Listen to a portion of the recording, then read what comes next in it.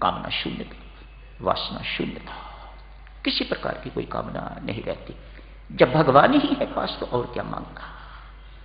ये नाम के उपासक का विश्वास होता है, ये उसकी सिद्धि है। मिले हैं नहीं मिले हैं, यट ही फील्स की हर वक्त मेरे अंग संग है, वही सब कुछ करवाने वाला है। इतने में ही उसे इतना संतोष है, इतना आनंद है कि उसका वर्णन नहीं किया जा सकता। उसका साकार रूप कभी दिखाई दे जाए, ऐसी कोई मांग उसके अंदर से नहीं है। उसके अंदर नाम की उपासना ही सब कुछ है। मांगेगा भी यदि साकार दर्शन के बाद तो नाम का उपासक क्या मांगेगा? यही मांगेगा अपने जप का सातत्य दे,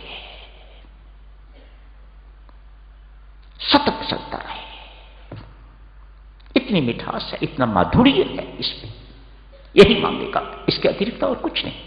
मेरे अंदर कुछ मांगने की चाह ही नहीं रही। तेरी भक्ति ने, इस नाम भक्ति ने मेरे अंदर सारी की सारी कामनाओं को नष्ट कर दिया है, उन्मूल कर दिया है, इरेडिकेट कर दिया हुआ है। I have no desire left. आप वरदान देना ही चाहते हो अपने स्वभाव के अनुसार तो ये भी दीजिएगा, जप और अधिक होता रहे, 24 घंटा दिन रात चलता रहे। ये भक्त की सिद्धि कब होगी? शबरी कहती है,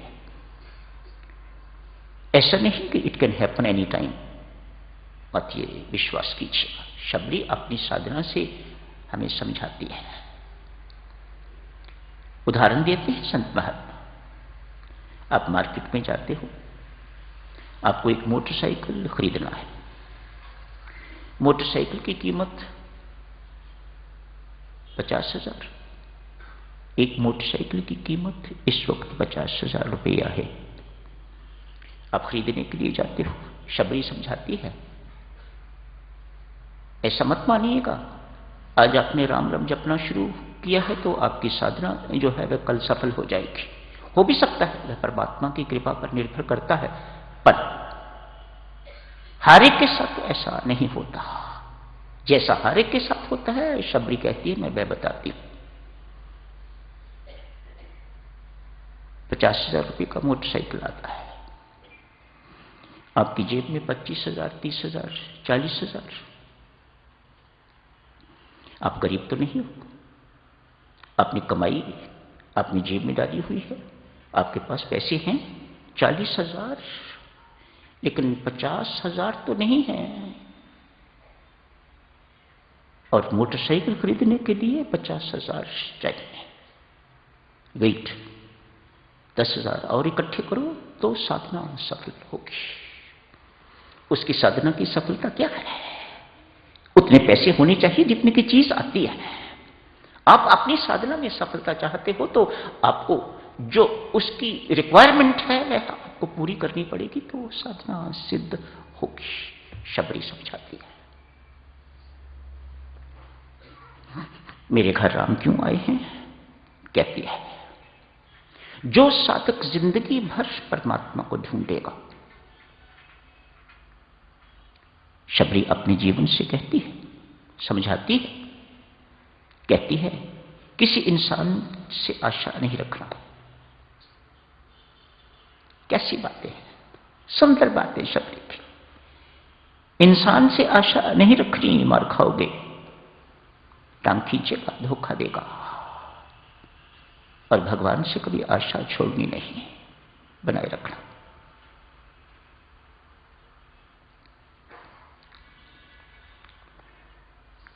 कभी नहीं छोड़नी।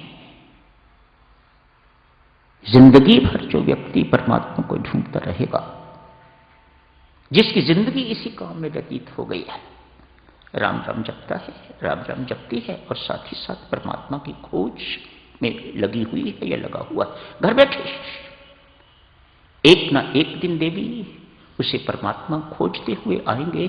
शबरी ऐसा बताती है, जैसे मेरे पास आए। मैंने मात्र इतना ही किया है। मेरे गुरु महाराज ने मुझे इतना ही कहा था, शबरी राम मंत्र है तेरा, परमात्मा का नाम है, बस जपती जा। कुछ और तो बताओ। गुरु महाराज और कुछ नहीं बताते। जिनका तू नाम जप रही है, एक ना एक दिन वे तेरे पास आएंगे, बस तू नाम जप। कैसे है वह? पूछती है, आएंगे, मैं पहचान ना पाई तो क्या करूंगी? मन में कई प्रकार की जिज्ञासाएं। एक दफा शबरी बन के देखो ना माता, कई प्रकार के प्रश्न मन में आएंगे, उसके मन में भी आए होंगे जरूर। अपने गुरु महाराज से पूछती है, पर गुरु महाराज इसके अतिरिक्त और कुछ नहीं कहते। शबरी, मैंने कहा ना, तू राम राम राम राम राम राम जपती जा। जिसका नाम है नामी, उसके कान तक तेरी आवाज पहुंचनी चाहिए, तेरी पुकार पहुंचनी चाहिए, बस इतना पुकार। इस प्रकार से पुकार, मशीन की तरह नहीं। भगवान बहुत अच्छी तरह से जानते हैं ये मशीन बोल रही है या व्यक्ति बोल रहा है। मैं बोलना चाहिए, मशीन नहीं। मैं अर्थात भाव सहित, प्रेम सहित राम राम राम राम राम राम राम पुकार, ताकि तेरी पुकार, जिसको तू पुकार रही है, उसके कानों तक पहुंचेगा। एक ना एक दिन तेरे पास अकेले रहेगा। तुझे पहचानने की जरूरत नहीं है, स्वयं तेरे पास पहुंचेगा, स्वयं कहेगा आके, तू जिसकी प्रतीक्षा कर रही है वह मैं। ऐसा ही हुआ है शबरी के साथ। शुरू करते हैं साधक जन शबरी की सफलता की कुंजी। बहुत सुंदर संस्कार लेके आई हुई है शबरी। प्रथम शर्त,